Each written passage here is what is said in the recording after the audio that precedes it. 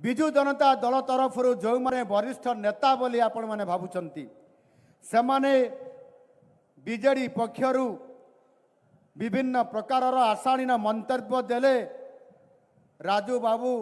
राजू ढलकियांकर तांकर पुत्रंक बाबदरे व्यक्तिगत आक्षेप करागला एवं सेथिरे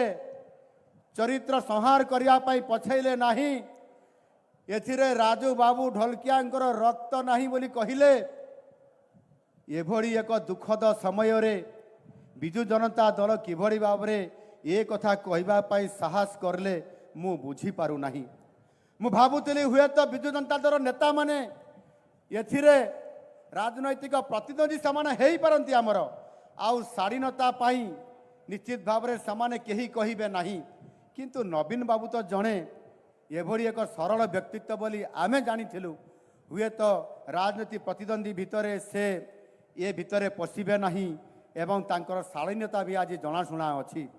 से व्यक्तिगत भावे मर्माहित मत करिछि बोली ए घृण्य टिप्पणी को से निंदा करिबा कथा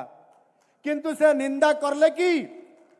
जेभली भावरे व्यक्ति ऊपर आक्षेप करागला से निंदा भी करले नाही एवं निजे मध्य नवीन बाबू बुझी पारले कि नाही मु जानी पारु नाही किंतु से